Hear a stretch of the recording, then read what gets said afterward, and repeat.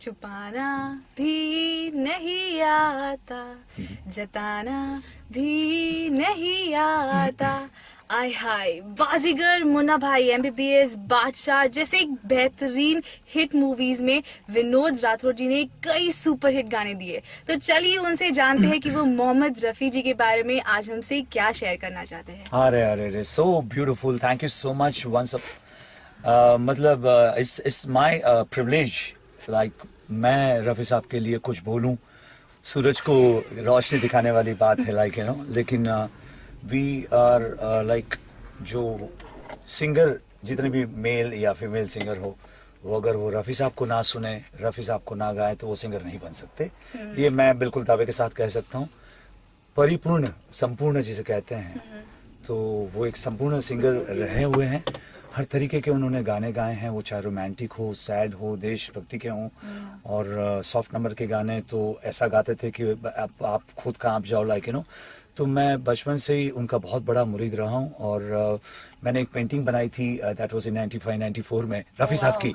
तो तब से मेरा गाना भी थोड़ा सा बदल गया था। हालांकि मैं किशोर दा को शुरू से फॉलो करते आया हूँ। और आपने मेरे गाने सुने होंगे प्रेम ग्रंथ के, दिल देने की ऋतु आई, दिल देने की ऋतु आई, और इस दुनिया में प्रेम ग्रंथ। तो लक्ष्मी जी, जो जिनको मैं अपना गुरु मानता, मुझे बहुत प्यार करते थे, उन्होंने कहा था कि रॉबिन हुड मैं आपकी स्टाइल चेंज करूंगा गाने की। और उस फिल्म में उन्होंने मुझे 5-6 गाने गवाए थे, और ये मैं दावे के साथ कह सकता हूँ कि उन्होंने मुझे साहब की तरह गवाया था, रफी साहब की तरह गवाया था। तो मुझे बहुत खुशी हुई थी, और मुझे कहने में बहुत फक्र महसूस हो रहा है कि मैं किशोर दा के साथ साथ रफी साहब को भी गा लेता हूँ।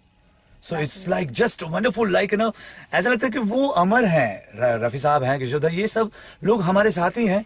उनके गीत गाए हुए, उनका रोमांस, उनकी बातें, उनके इंटरव्यू आजकल हम लोग यूट्यूब पे देखते हैं, तो like we learn lot of thing, उनकी बातों से पता चलता है। सर, लक्ष्मीकांत प्यारेलाल की आपने बातें कह दी। जी जी जी। तो पहली कॉम्पोजिशन थी जब रफी साहब को ट्रिब्यूट किया जा रहा था 31 जुलाई के लिए। हाँ जी। तो क्रोध फिल्म में अमित जी ने फिल्माया, अजीत साहब ने गाई थी, और आनंद बख्शी के लिखी, और प्यारेलाल, लक्ष्मीकांत प्यारेलाल सर की कॉम्पोजिशन थी।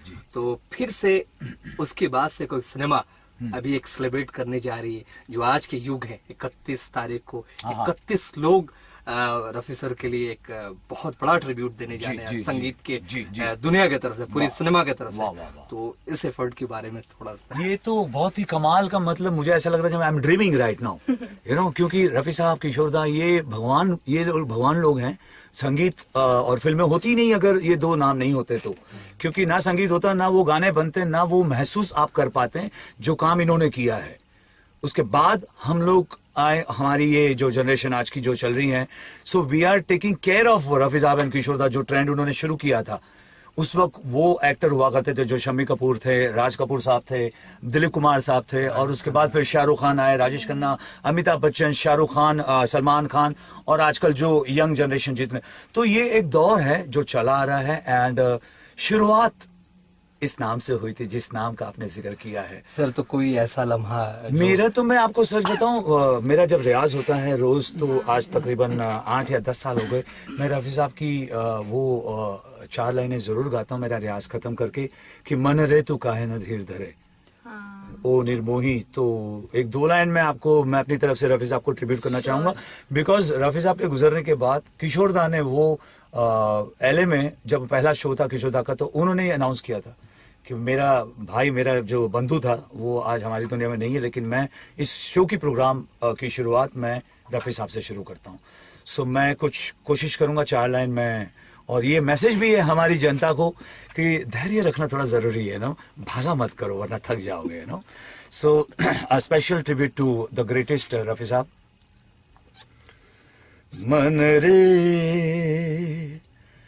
तू काहे न धीर धरे, ओ निर्मोही मोह न जाने, जिनका मोह करे, मन रे तू काहे न धीर धरे। इस जीवन की चढ़ती ढलती धूप को किसने बांधा, रंग पे किसने पहरे डाले, रूप को किसने बांधा, काहे को जतन करे हो मन रे, तू काहे ना धीर धरे। Thank you so much. क्या बात। तो ये थे विनोद राठौर जी। इनके गाने सुन के तो मेरे रोंगटे खड़े हो गए।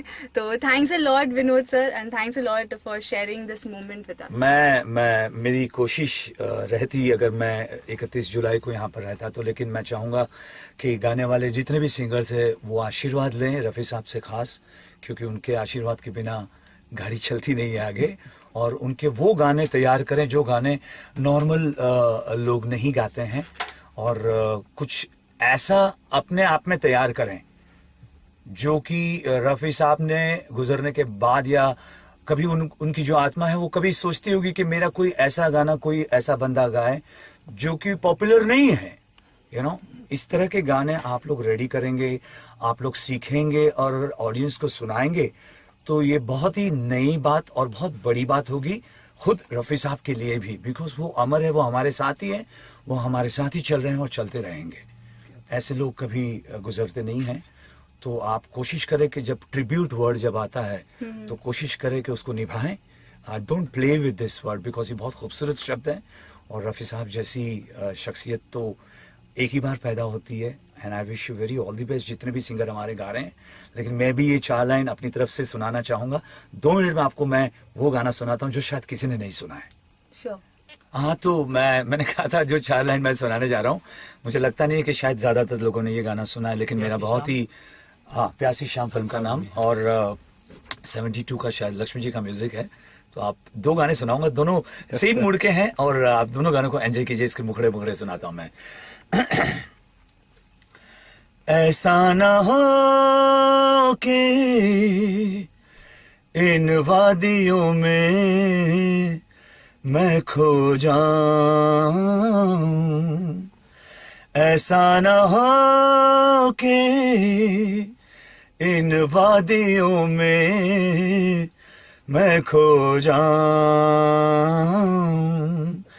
और तुम मुझे ढूंढा करो और मैं कहीं मिल न पाऊं, ऐसा ना हो कि इन वादियों में मैं खो जाऊं। और एक मुखड़ा है, वो मैं आपको सुनाना चाहूंगा। मेरा बहुत ही फेवरेट गाना है वो, मुझे बहुत अच्छा लगता है जब मैं रात को देखता हूँ और सुनता हूँ, because I have this song. So इसे कहते खजाना, यू नो, आपका ज्ञान ही आपको अपनी मंजिल तक ले जाता है। सो ये ज्ञान है, ज्ञान की बातें हैं। Let's enjoy this another song. एक सेकेंड ना, क्या था, क्या गाना था, क्या था? चाहे डूबो चाहे बचा लो, आवारा माझी। Yes, got it. The second song is quite similar to this music and this tune, Rafi साहब का, और सुनील दत्त साहब ने ये पिक्चराइज किया था उनके ऊपर। आवारा माझी